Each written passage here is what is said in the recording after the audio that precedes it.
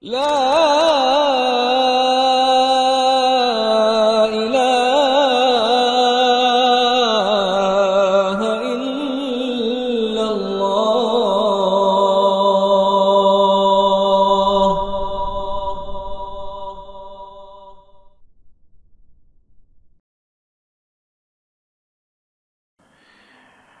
Para ikhwas sekalian dan akhwat rahimani wa rahimakumullah, kita lanjutkan pengkajian kitab Tauhid. Masih di hadis yang sangat agung dan semua dari kita insyaallah pernah mendengar dan mempelajarinya. Itu hadis Nabi sallallahu alaihi wasallam, ihris ala ma yanfa'uk wasta'in billah wa la ta'jizan. وإن أصابك شيء فلا تقل لو أني فعلت كذا لكان كذا وكذا ولكن قل قدر الله وما شاء فعله فإن لو تفتح عمل الشيطان. احرص على ما ينفعك, berhasratlah atas apa yang bermanfaat bagimu dunia dan akhiratmu. Ihris ala ma yanfa'uk, itu berhasratlah betul-betul atas hal yang bermanfaat bagi dunia atau akhiratmu, terutama akhirat. Namun tidak apa kalau misalnya itu bermanfaat untuk keduniaan, apalagi jika manfaat keduniaan ini bisa menunjang kebaikan akhirat, maka bersemangatlah, berhasratlah. Wasta'in billah, dan minta tolong kepada Allah Azza wa Jalla. Jadi jangan hanya memiliki spirit atau semangat, melainkan harus juga meminta tolong pada Allah Subhanahu wa taala, agar manusia ini, yang semangat ini, tidak menjadikan egonya sebagai berhala. Karena sebagian berhala itu secara maknawi ada di hati manusia. Ketika manusia itu menjadikan dirinya serba bisa atau merasa sudah paling bisa tanpa pertolongan Allah Azza wa Jalla, maka ini memberhalakan diri sendiri. Maka butuh wasta'in billah, minta tolonglah pada Allah Azza wa Jalla. Maka hati-hati dengan sikap ujub atau menjadikan diri itu mampu tanpa kendali dan kuasa dari Allah Subhanahu wa taala. Wala ta'jizan, dan sebaliknya jangan lemah. Wala ta'jizan, jangan lemah. Dan jangan lemah di sini bukan berarti kita harus brutal atau bersikap ekstrim, bukan. Melainkan sebagian kekuatan itu ada di dalam diam. Sebagian kekuatan itu ada di dalam diam seseorang dan menahan diri. Bahkan kebanyakan orang-orang yang bersabar itu adalah orang-orang yang kuat. Wala ta'jizan, maka janganlah lemah. Jangan disable. Jangan merasa tidak mampu begitu saja dan mematikan potensi yang telah Allah Ta'ala hibahkan pada diri kita. Wa inna asabaka syai' fala taqul law anni fa'altu kadza lakana kadza wa kadza. Jika ada sesuatu menimpamu, menjadi musibah bagimu, maka jangan kau mengatakan seandainya saya dulu melakukan begini maka pasti hasilnya akan begini dan begini. Walakin qul, tapi katakanlah qadarullahi wa ma syafa'ala, atau qaddarallahu wa ma sya'a fa'ala. Ini adalah takdir Allah, dan apa yang Allah Ta'ala kehendaki maka itu telah terjadi. Maka apa yang Allah kehendaki Allah Ta'ala perbuat. Jadi jangan mengatakan law, fa inna law taftahu amal syaitan. Sesungguhnya kalimat law atau kata lau, seandainya, sekiranya, kalau saja, itu membuka amalan syaitan. Taib, kita baca apa yang ada di kitab Al-Qaul Al-Mufid karya oleh Syekh Utsaimin rahimahullah, karena kitab ini merupakan salah satu kitab yang bagi ana salah satu yang membuat yang ana jadikan sebagai landasan atau sandaran bacaan di banyak waktu, terutama di masa-masa ketika sulit. Maka ini kitab Tauhid dan syarahnya dari Syekh Utsaimin, maka ini kitab yang Masya Allah Kalau di terjemahannya ada, terjemahannya Syarah Kitab Tauhid Syekh Utsaimin. Ya. Walaupun sekarang mungkin sudah tidak cetak baru lagi, ya karena kitab atau buku di zaman sekarang itu sudah tidak begitu digemari. Ya. Tapi ini kitab ini, masya Allah, Al-Qaul Al-Mufid ala Kitab Tauhid, terjemahannya Syarah Kitab Tauhid Syekh Utsaimin. Taib, kalimat Nabi SAW sesungguhnya, lau atau kata kalaupun, seandainya, itu membuka amalan syaitan. Lafal ini membuka amalan syaitan. Udah kita jelaskan di 2 pertemuan lampau, klasifikasi, pembagian tentang lafal kalaupun atau seandainya. Itu bisa dimurojaah lagi. Dah, amalan syaitan itu kayak gimana? Apa yang menjadi amalan syaitan atau amalan yang disebutkan kepada syaitan ketika kita mengucapkan seandainya? Maka kata beliau rahimahullah, wa amaluhu ma yulqihi fi qalbil insani minal hasrati wan nadami wal huzn. Amalan syaitan di sini adalah apa yang syaitan sematkan di kalbu insan dari penyesalan dan kesedihan. Dari penyesalan dan kesedihan, itu yang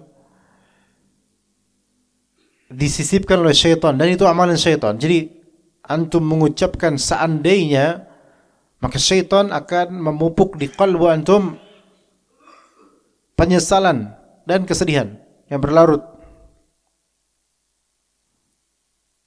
Fa inna syaitana yuhibbu dzalik. Sesungguhnya syaitan menyukai itu, menyukai orang-orang yang menyesali takdir.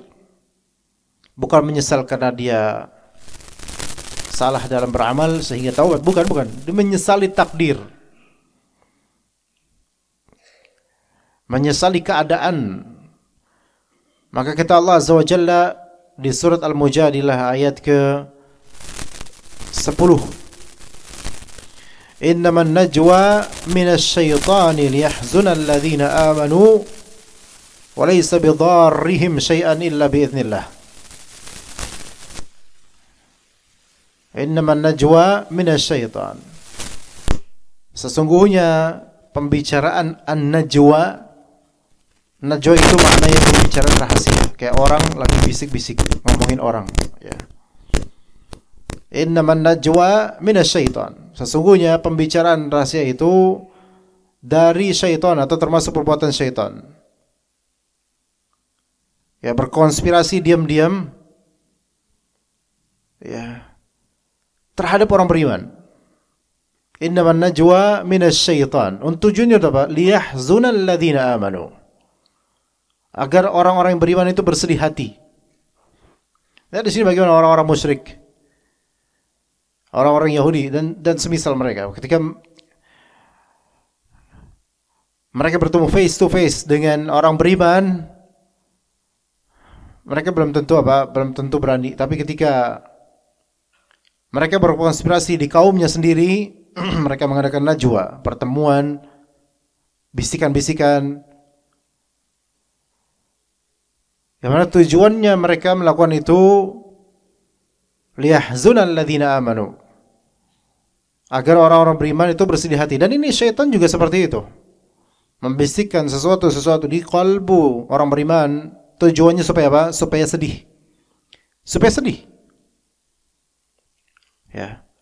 Semua dari kita itu ada bagian dari takdir Allah Ta'ala yang menjadi batu ujian buat kita.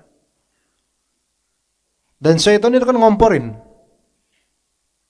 supaya kita menyesali keadaan, supaya kita menyesali masa lalu, supaya kita berkata seandainya dulu begini, supaya kita mengenang masa-masa ketika kita masih begini begitu dan seterusnya, supaya kita itu menyesali, saya nggak mau dengan keadaan ini, saya pengen balik ke masa lalu, dan seterusnya dari kalimat-kalimat, dari pengandaian yang nonsense yang tidak akan memberikan apapun kecuali penurunan penurun akal juga kadang-kadang. Kadang membuat imun menurun dan membuat penyakit bertambah. Itu sampai fisik kadang-kadang. Kayak sebagian orang yang stres, depresi, itu karena tauhidnya kurang kadang. Kerap kali begitu. Menyesali masa-masa lalu dan menyesali keadaan sekarang.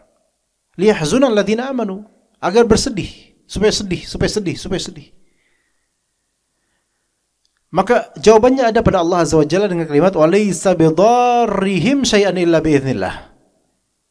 Walaysa bidarrihim syai'an illa biiznillah.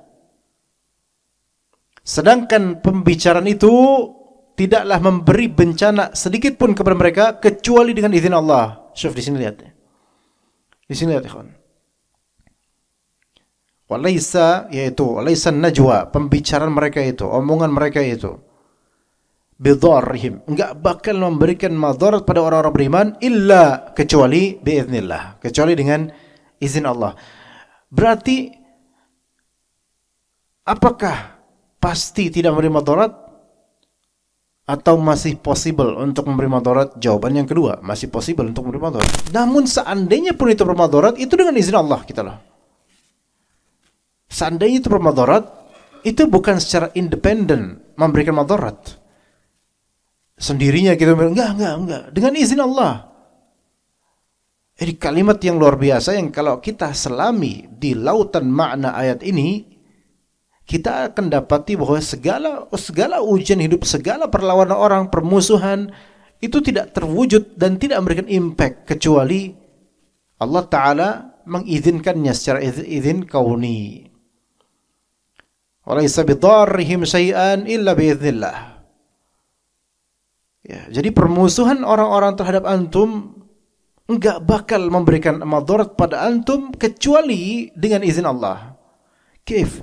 Berarti kalau misalnya apa yang mereka ucapkan atau apa yang mereka perbuat atau yang mereka makarkan kepada antum, sekerah apapun tenaga mereka, kalau Allah tidak mengizinkan, antum akan berjalan di muka bumi dengan tenangnya. Tapi kalau misalnya mereka enggak berjuang seperti mereka hanya ngomong kecil gitu, tapi kalau Allah izinkan itu bermadarat pada antum, maka antum akan kena. Dan kenanya antum dengan madarat dari omongan mereka, kenanya antum di sini itu pun karena Allah izinkan.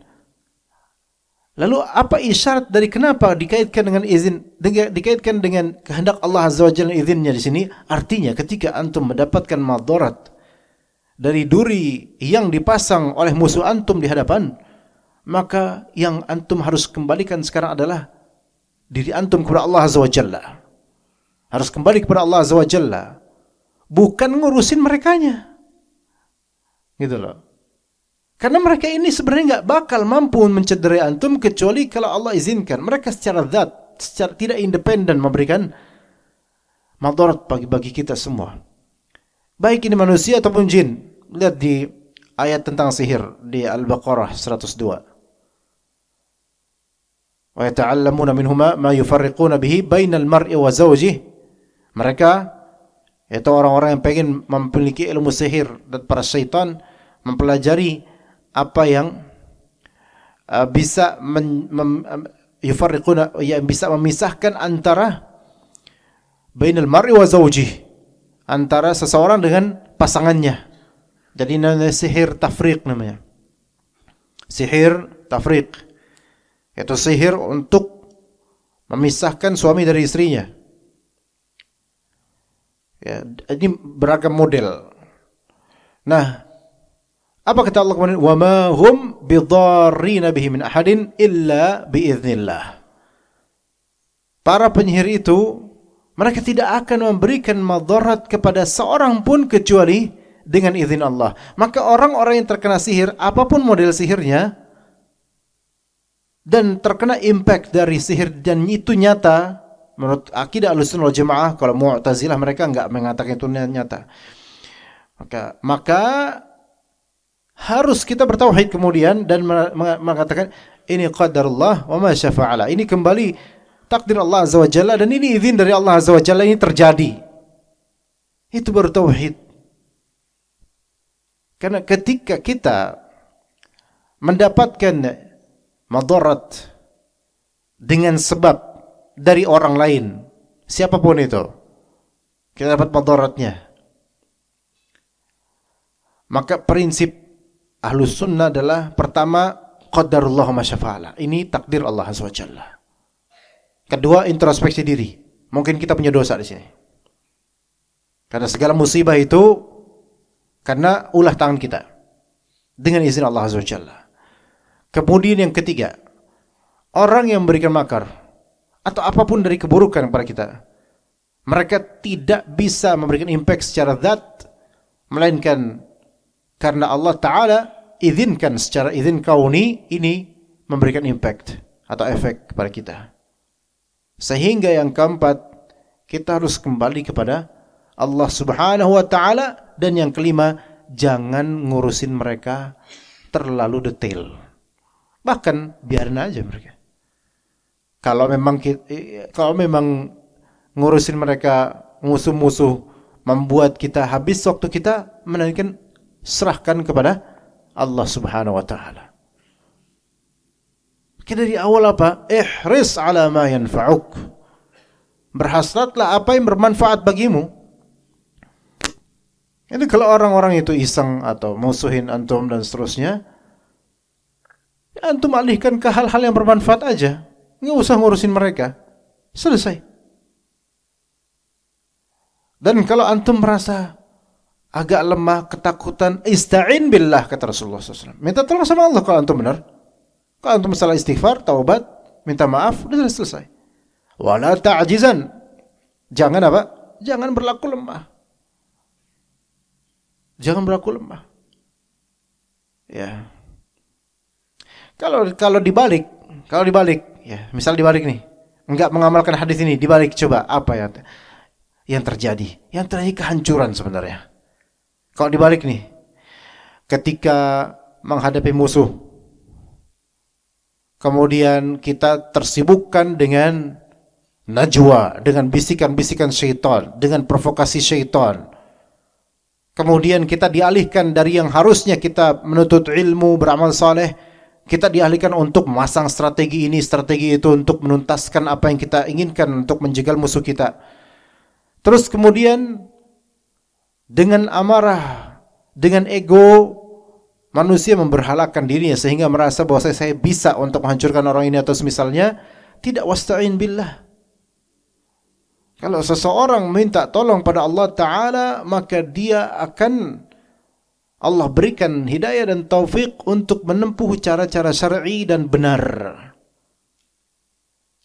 Dan Allah Ta'ala akan membimbingnya ke jalan yang lebih afdal daripada jalan permusuhan. Kemudian yang ketiga, wala ta'jizan, dilanggar dengan apa? Dengan menjadi lemah. Lemah kenapa? Karena tidak minta tolong pada Allah. Lebih mengandalkan diri sendiri atau makhluk. Dan kemudian ada kekesalan di kalbu karena apa? Karena seandainya begini, seandainya begitu, seandainya ini semua lemah. Maka manusia yang banyak berandai, antum dapatkan lemah sekali. Lagu-lagu roman picisan penuh dengan kata seandainya demi seandainya. Dan rata-rata melo dan lemah. Bahkan tidak pantas laki-laki untuk berkata seperti itu. Dengan instrumen mendayu-dayu yang seolah-olah ini laki-laki, dengan topengnya laki-laki, padahal aslinya mungkin bukan laki-laki. Ya subhanallah. Melainkan seorang mukmin muslim kalau dia percaya sama Allah Azza wa Jalla, maka ikuti hadis ini. Ihris ala ma yanfa'uk wasta'in billah. Di Arba'in Nawawi ini ada, di Arba'in Nawawi bisa lihat hadis ini dan penjelasannya itu banyak, terutama penjelasan Syekh Utsaimin di Syarah Arba'in Nawawi itu sangat panjang dan sangat bagus insyaallah. Maka perbuatan syaitan bahkan sampai apa? Hatta fil manam, sampai di tidur, ya, di mimpi, yurihi ahlaman mukhifatan liu'aqir alaihi safwahu wa yushawwisha fikrahu. Sampai orang kau udah kepikiran banget, maka syaitan itu bisa bermain di mimpi, memperlihatkan mimpi-mimpi yang mengerikan. Untuk apa? Untuk memperkeruh kejernihan kalbu dan yusawwis fikrahu, untuk mentaswis, yaitu untuk mengacaukan pikiran seseorang melalui mimpi. Ya, begitu. Sampai mimpi kadang-kadang. Ya, untuk apa? Untuk mengacaukan, memperkeruh suasana, memperkeruh hati, taswis. Allah ya ikhwan, ketika antum memiliki problem sama orang, Allah, antum tidak mengetahui tentang dia, tidak mengetahui aib dia, tidak mengetahui apa yang dia katakan tentang antum, itu jauh lebih afdal. Jauh lebih afdal. Ihris ala ma yanfa'uk. Cari sesuatu yang lebih afdal, yaitu apa yang bermanfaat buat diri kita. Ya. Kemudian kalau misalnya seorang istri atau suami atau berpasangan suami istri, ada muskilah, ada masalah keluarga, ada masalah suami istri dan semisalnya, kadang-kadang lewat mimpi syaitan untuk menghasut suami istri ini. Lewat mimpi. Sesuatu yang tidak perlu diketahui, dicari-cari, kemudian akhirnya apa? Repot sendiri. Itu yang diinginkan oleh syaitan, jemaah. Ya. Mas bro, Syekh. Ihris ala ma yanfa'uk. Wala ta'jizan, jangan lemah. Antum terlalu tawadhu untuk di hadapan anak kayak gini, ya. Jangan terlalu rendah hati lah. Ya, beliau Masya Allah saking tawadhunya itu sampai hampir tenggelam di bumi. Ya Masya Allah. Padahal ini lantai kedua, akhi. Ya. Ayo, yang tegap. Ya, yang tegap. Biar antum nanti sampai berusia nanti insya Allah antum bisa menjadi thalibul ilm yang punya hamasah dan kekuatan. Ya, jangan lemah. Bapak antum mana? Afwan Pak, anak ceramahin anak ya Pak.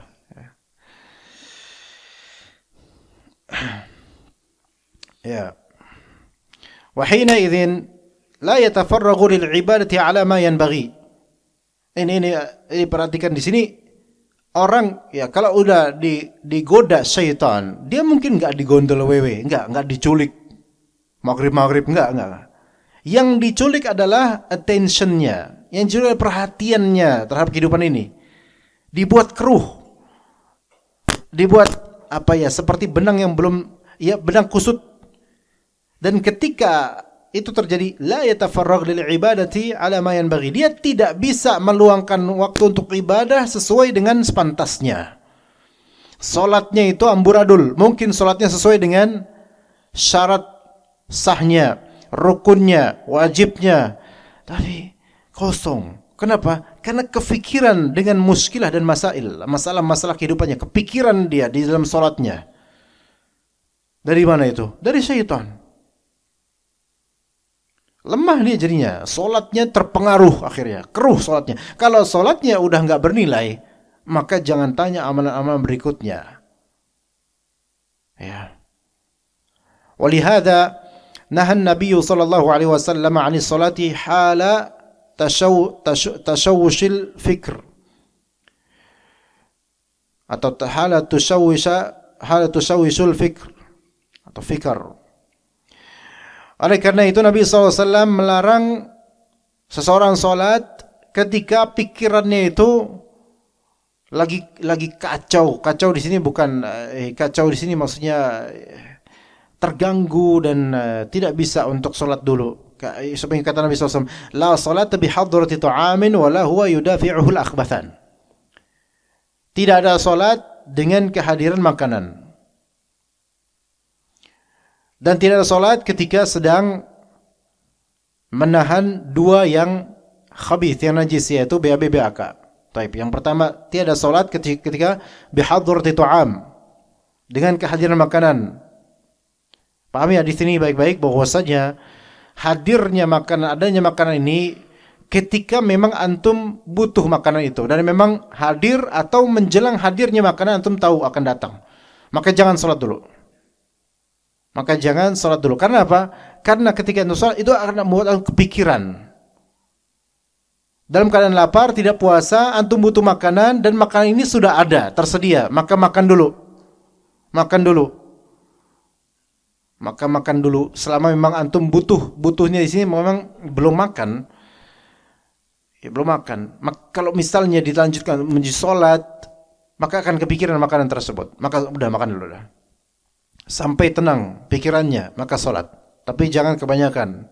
Karena kebanyakan makanan itu juga nggak tenang juga sholatnya. La sholat bi hadrati ta'amin. Adapun kalau misalnya makanan belum ada, tapi lapar, itu sama manzilahnya dengan pas lagi puasa. Sholat. Karena apa? Karena antum mau ngapain? Belum ada makanan, ya udah sholat aja dulu. Ya, begitu. Tapi ketika ada makanan, maka pikiran kita akan nyangkut dengan makanan itu. Karena kita lagi butuh. Maka jangan sholat dulu. Udah makan aja dulu sana. Wala huwa yudafi'uhul akhbathan. Dan juga jangan sholat pas ketika menahan kedua jalur najis, yaitu kencing dan BAB. Maka jangan sholat ketika itu, atau batalkan sholat dan beralih menuju penuntasan itu. Maka sebagian dari ulama mengatakan seseorang yang sampai merinding betul-betul dia nahan BAB itu harus membatalkan sholatnya. Kadang nggak bakal bisa dia fokus dengan itu. Ya begitu. Ini dalam hadis. Faida radiyal insanu billahi rabba wa qala hadza qada'ullahi wa qadaruhu wa annahu la budda an yaqa' itma'annat nafsuhu wa insyaraha sadruhu. Seandainya manusia ridha Allah Ta'ala, ridha kepada Allah Ta'ala sebagai Tuhannya, raditu billahi rabbah, dan dia berkata ini adalah ketentuan dan takdir Allah dan mau gak mau ini harus terjadi, gitu kan, maka itma'annat nafsuh, jiwanya akan tenang, wan syarha sadruh, dadanya akan lapang. Itu yang kita cari. Oke, dia antara zikir pagi petang apa? Raditu billahi rabba wa bil islami dina wa bi Muhammad sallallahu alaihi wasallam nabiyya. Tenang insyaallah. Biasa habis itu kita bilang apa? Atau zikir pagi petang itu subhanallah, itu zikir pagi petang menenangkan kalbu antum ya ikhwan. Maka antum jangan tinggalkan itu. Kalau bisa jangan tinggalkan. Kalaupun enggak bisa sebagiannya aja bacalah. Coba urutannya luar biasa ikhwan. Kalau misal antum lagi futur, lagi malas, atau ada bermasalah sama orang, ini zikir pagi petang ini benteng luar biasa.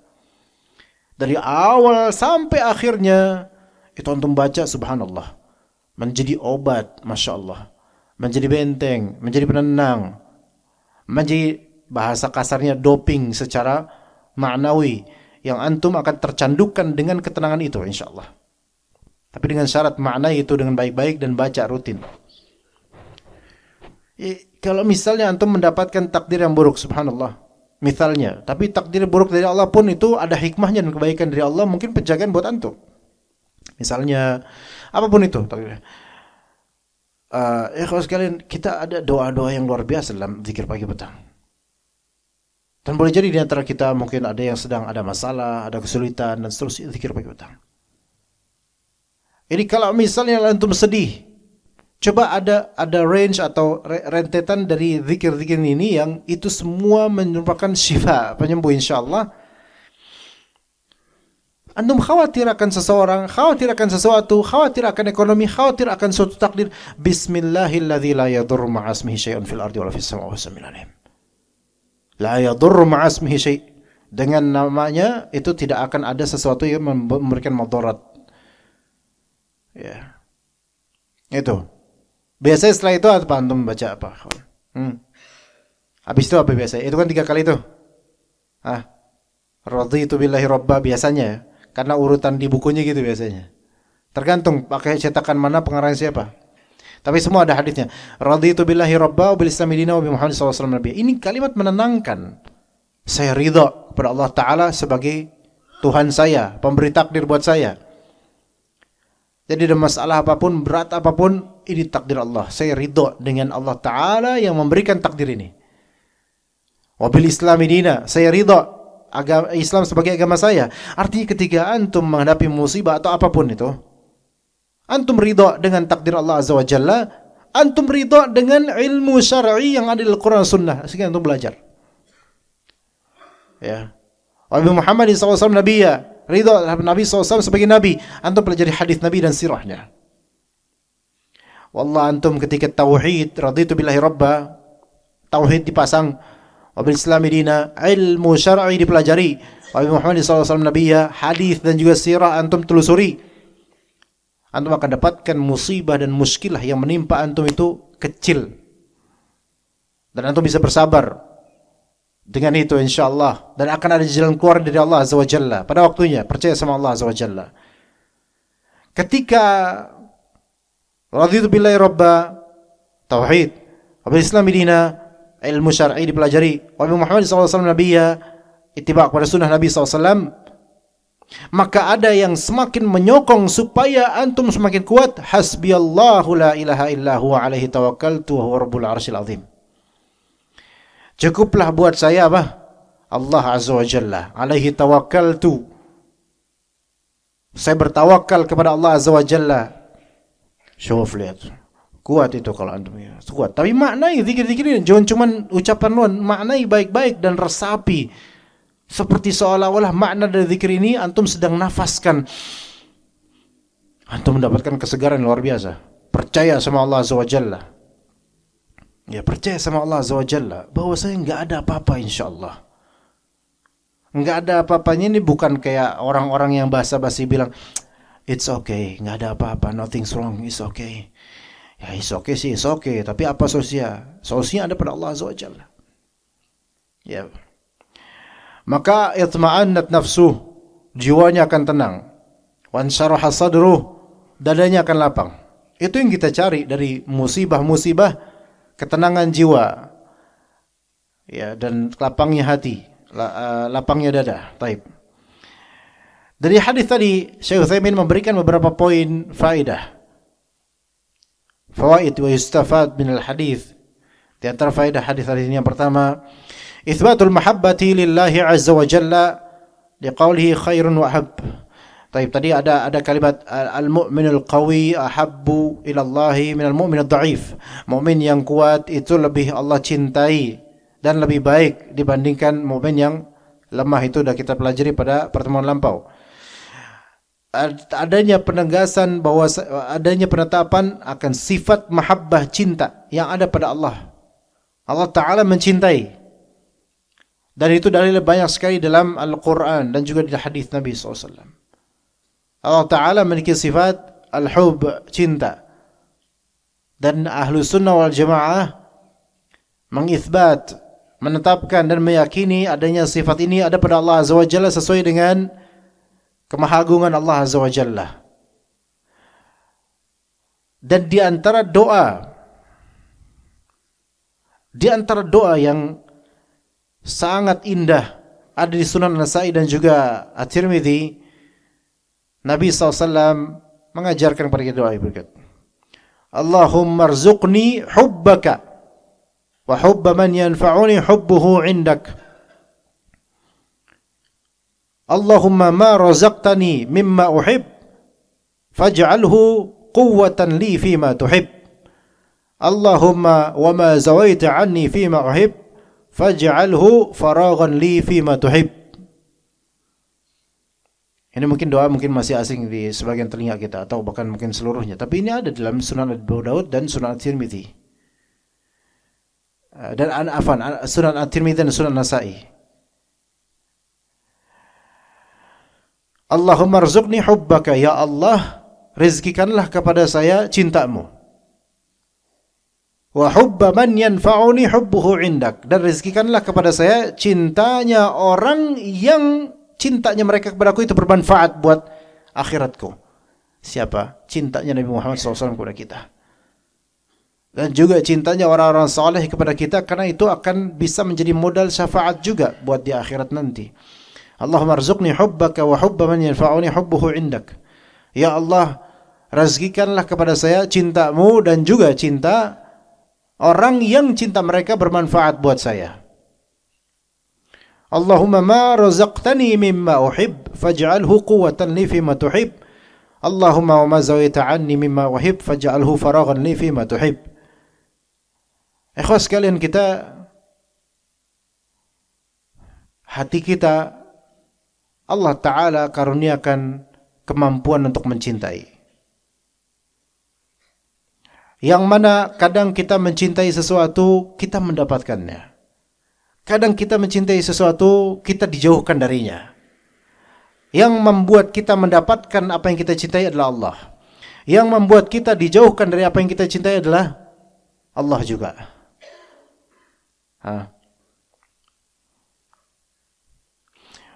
Maka tidak semua yang kita cintai itu bisa kita gapai.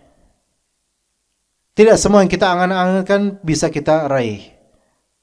Ada suatu syair dikatakan, ma kullu ma yatamanna al-mar'u yudrikuhu.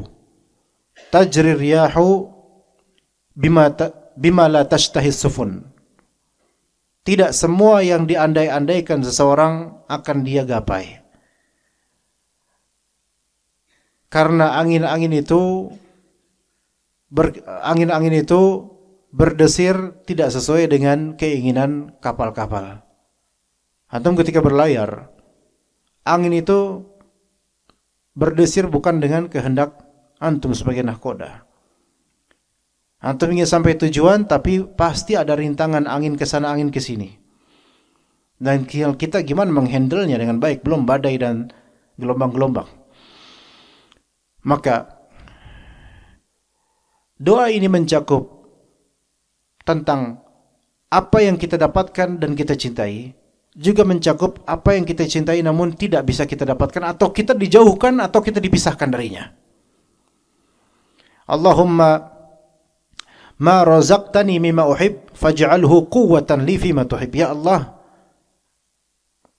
apa yang Engkau rizkikan kepada saya dari hal yang saya cintai, maka jadikanlah hal yang saya cintai ini sebagai kekuatan saya, tambahan kekuatan saya untuk bisa mengamalkan apa yang kau cintai. Jadi, apa yang antum cintai coba? Antum misalnya mencintai ilmu syar'i dan antum mendapatkannya.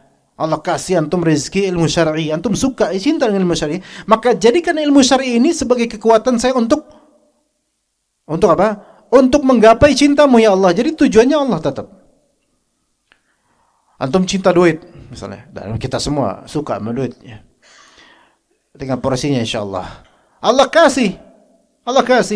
Ya Allah, jadikanlah apa yang saya cintai dan harta ini untuk memberikan kekuatan saya agar bisa lebih beribadah kepadamu supaya lebih mencintaimu. Itu tujuannya, ikhwan. Karena percuma antum dapat sesuatu yang antum cintai namun tidak untuk menggapai cinta Allah Azza wa Jalla. Ya begitu. Taib, sebagian dari apa yang kita cintai itu tidak kita gapai, bahkan dijauhkan oleh Allah Azza wa Jalla, bahkan dihilangkan. Allahumma wa ma zawaitani anni mimma uhib. Allahumma wa ma zawaita anni mimma uhib. Ya Allah, apa yang engkau zawaitani, apa yang engkau jauhkan, apa yang engkau pojokkan dariku dari apa yang saya cintai. Padahal saya suka itu, tapi engkau hindarkan, engkau jauhkan dia dariku. Faj'alhu faraghan li fima tuhib. Maka jadikanlah itu sebagai suatu faragh, suatu keluangan, space untuk saya supaya bisa mengamalkan apa yang membuat engkau cinta padaku ya Allah. Gitu. Ya. Apapun antum kehilangan sesuatu, kehilangan harta, kehilangan ini, kehilangan itu, kan berarti kan Allah menjauhkan itu dari antum. Berarti artinya apa? Sebagai husnudzan pada Allah, berarti Allah Ta'ala memberikan antum space, memberikan antum spasi dan ruang serta waktu untuk berkesempatan mengisinya dengan beribadah dan mencari cinta Allah Azza wa Jalla. Iya. Maka kalau kita pikirnya kayak gini kan enak kan? Enggak? Antum cinta gak sama orang tua antum? Iyalah cinta. Kalau nggak ada yang bilang enggak ya subhanallah, antum akan ahsan ya pulang aja. Nah, qaddar Allah Ta'ala takdirkan apa yang antum cintai ini wafat. Apa yang antum cintai ini wafat. Gimana kita husnudzan sama Allahnya? Berarti Allah Ta'ala memberikan kita kesempatan untuk melakukan amalan lain untuk menggapai cinta Allah dengan cara lain. Karena mungkin kalau orang tua ini masih hidup, antum harus ngurusin beliau, Belum tentu juga antum bisa bakti maksimal, maka Allah Ta'ala jauhkan dengan kematian. Maka diberikan space buat antum beramal sana.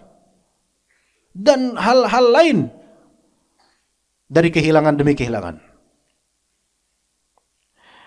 Tujuannya apa? Untuk dapat cinta Allah Azza wa Jalla. Maka yang pertama di sini Ahlus Sunnah wal Jamaah menegaskan bahwasanya Allah Ta'ala memiliki sifat al-hub, al-mahabbah, mencintai. Maka orang beriman yang memiliki kekuatan iman ditambah kekuatan fisik, lebih Allah cintai, lebih baik dan lebih Allah cintai daripada mukmin yang lemah. Taib yang kedua, ikhtilafun nasi fi quwwatil imani wa du'fih. Perbedaan manusia antar manusia dari segi kekuatan iman dan kelemahannya. Manusia beda-beda imannya. Manusia beda-beda imannya. Ada yang sedang tinggi, ada yang sedang turun. Ada yang istiqamah dan ada yang geradakan. Beda-beda iman manusia. Namun dengan perbedaan itu, tetap manusia itu yang mungkin Allah Ta'ala karuniakan iman yang tinggi, hendaknya waspada dengan ujub, dengan takabur. Harus selalu diingat bahwasanya tidak akan mampu kita beramal saleh kecuali dengan izin Allah Azza wa Jalla. Dan apa yang Allah Ta'ala karuniakan dari ilmu syar'i dan amal saleh, maka itu bukan karena kita memiliki kehebatan sebelumnya, melainkan itu tafaddulan wa takarruman min Allah, yaitu karunia dari Allah Azza wa Jalla. Karena kita dilahirkan sama dengan semua manusia, dilahirkan seperti manusia biasanya. Kemudian Allah Ta'ala karuniakan ada yang lebih, ada yang kurang dari iman. Dari Allah Azza wa Jalla itu semua.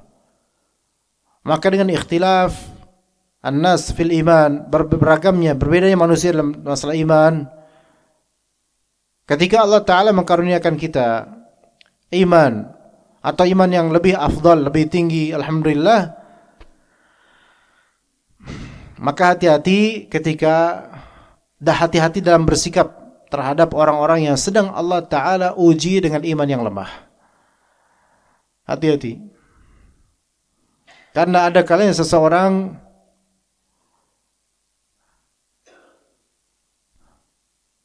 Allah Ta'ala berikan ujian yang membuat yang tadinya imannya tinggi kemudian tiba-tiba imannya amburadul, hancur, mendadak intikas. Intikas itu yaitu kembali ke setelan negatif setelah sebelumnya itu positif. Itu bisa terjadi pada manusia. Padahal tadinya soleh banget kemudian langsung hancur begitu saja. Karena di zaman Nabi SAW, hadis Abu Hurairah radhiyallahu anhu, ada dua orang dari kalangan Bani Israel yang mana mereka berdekatan.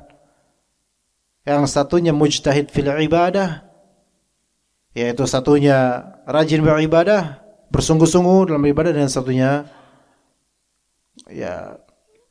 tukang maksiat. Maka setiap ahli ibadah ini bertemu dengannya, dia dalam keadaan bermaksiat. Maka kata dia aksir itu kuf anil ma'asi, berhenti maksiat. Gitu, ketemu lagi berhenti dari maksiat. Maka kata ahli maksiat itu, khalli wa rabbi abu'ithta raqiban ala nafsi, lepaskan saya, wallah, demi Allah lepaskan saya, kata ahli maksiat itu.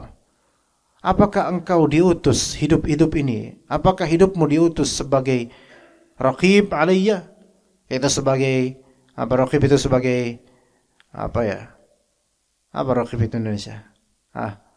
Raqib itu kayak CCTV itu ngeliatin terus itu. Apakah engkau diutus sebagai orang yang memantau amalan saya sehingga dikit-dikit saya tuh dipantau, dilarang gitu? Gitu kan?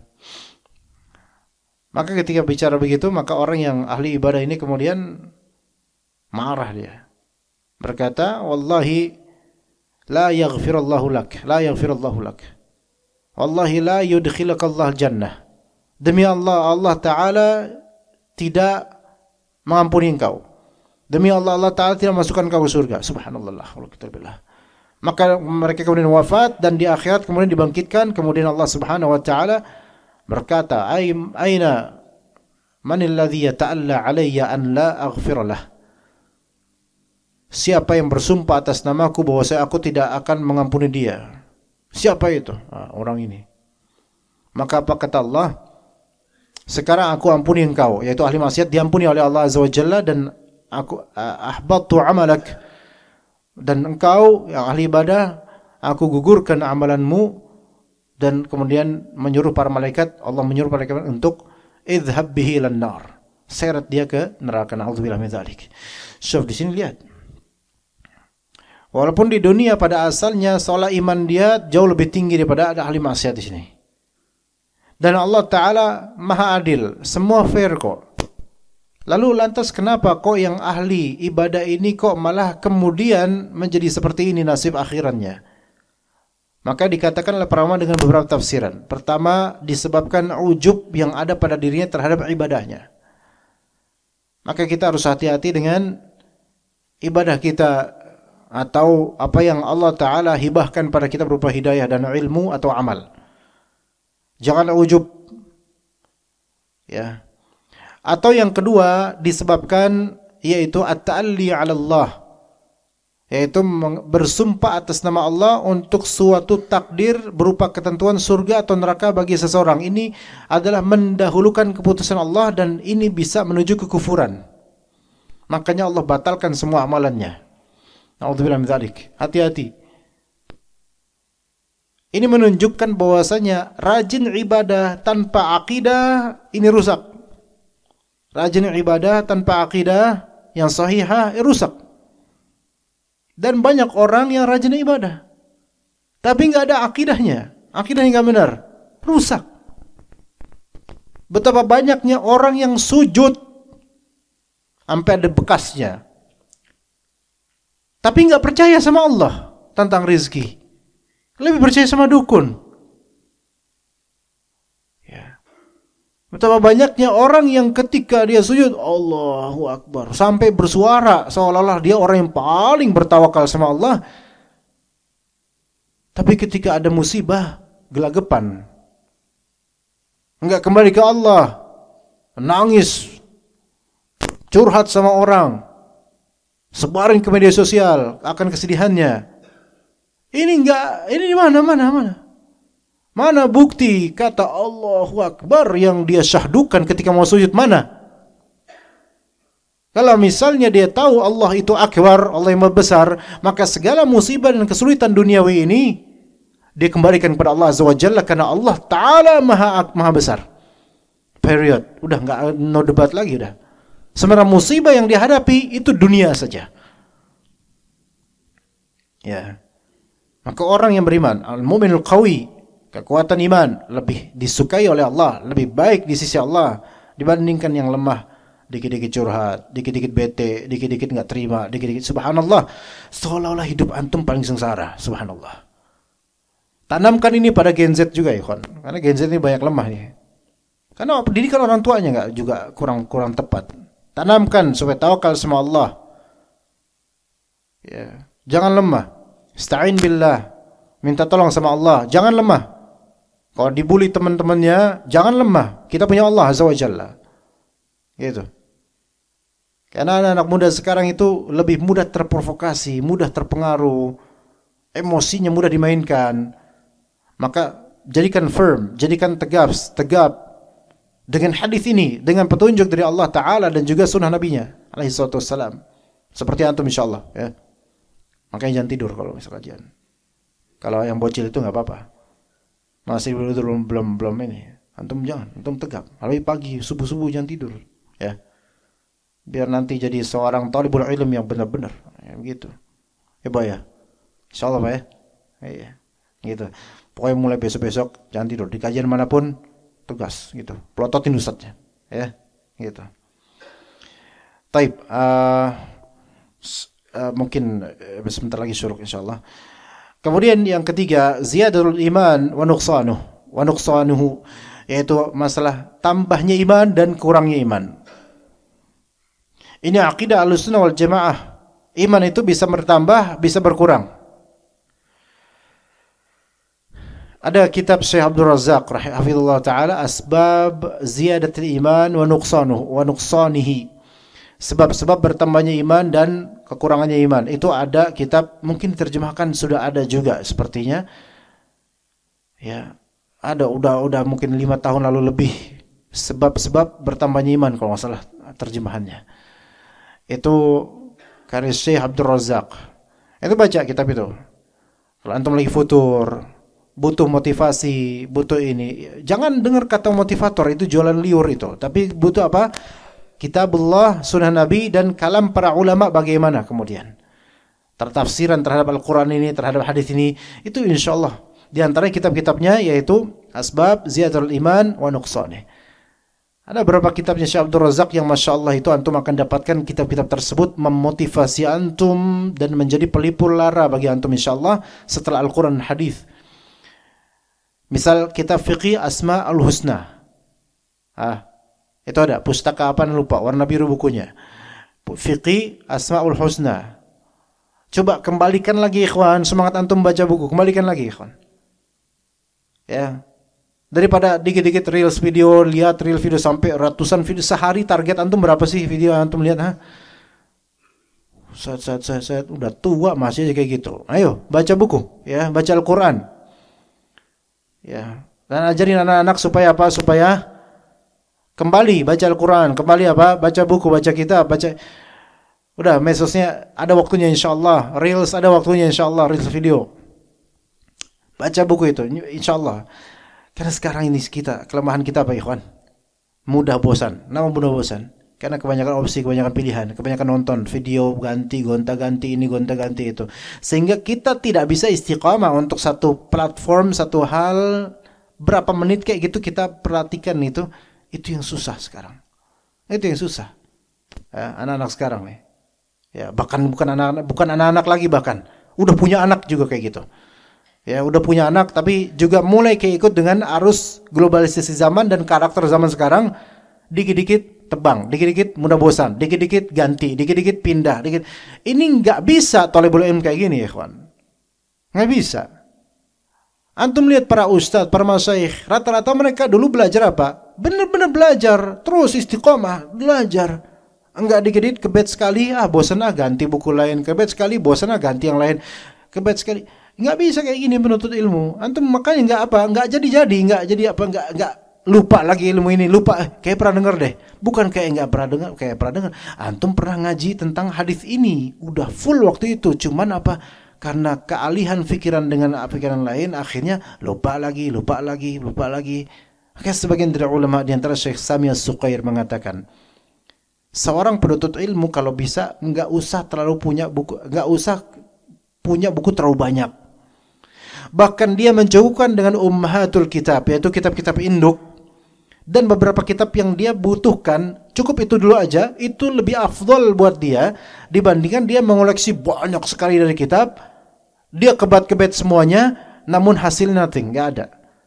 Karena kerap kali sebagian besar bahkan mungkin ya, sebagian besar penuntut ilmu ketika dia dihadapkan dengan banyaknya opsi buku dan juga pilihan ilmu, maka itu akan mentaswis al-fikar, yaitu akan mengganggu fikirannya, membuat fikiran yang tadi mau stabil itu geradakan langsung, kusut, enggak tertata dengan rapi. Dan itulah pembelajar yang rata-rata hanya mencari di YouTube saja. Karena YouTube itu antum bosan dikit udah 10 menit, Ustadz nadanya enggak enak nih, ganti Ustadz lain. Ada kan pilihan banyak, antum scroll down, wah ini Ustadz ini seru nih, berapa viewersnya. Jadi melihat dari apa? Judul dan viewers, dah gitu. Ini Ustadz ini cuma 50 perak, 50 penonton. Yang ini udah puluhan ribu. Ini aja lah. Yang live streaming ini misal masih hijau. Live streamingnya cuma berapa? 7 orang. Itu pun 7 dari 5-nya tuh DKM semua. Nah kemudian masjid lain, Ustadz mana gitu. Ratusan. Ini aja lah kliknya yang rame. Gitu. Jadi opsinya itu bukan dari segi saya butuh apa enggak nih ilmu ini. Saya bukan dari segi itu. Tapi dari segi pernak-pernik yang Allah Ta'ala taburkan di masing-masing dari pilihan ini. Begitu ya. Ini yang membuat kenapa banyak pula Gen Z sekarang itu tidak bisa istiqomah bekerja. Gitu. Gitu, di antaranya ini. Nah, kita mulai menuju kayak jadi Gen Z lagi nih, kita nih. Bapak-bapak nih. Ya. Kebanyakan pilihan, kebanyakan scroll up, scroll down, pilih ini, ganti ini, enggak seru ganti lagi. Bahkan sebagian orang tua tuh banyak udah kayak gitu, udah. Kacamata gini. Kayak gini, ya. Ya kan? Alis ditinggiin, kemudian screen itu udah kayak lampu stadion. Tong gitu. Ganti kemudian Pak ya? Bapak gitu enggak, Pak? Kayak gitu. Itu bapak-bapak zaman now kayak gitu. Udah jokes bapak-bapaknya kayak gitu kelihatan. Bukan bapak-bapak, ibu-ibu juga kan kayak gitu. Udah beruban, kemudian kayak gini mata, ya Allah. Cobalah istiqomah kayak zaman dulu itu, baca dulu. Tenang gitu baca. Kayak bapak-bapak yang dulu baca di ini terus kakinya selonjorin kemudian sambil baca tuh. Tenang gitu. Bisa enggak? Sekarang jarang kayak gitu, Pak ya. Jarang. Jin aja mungkin kalau ketemu orang kayak gini, loh, tumben ada orang kayak gini gitu kata jin. Saking jarangnya sekarang.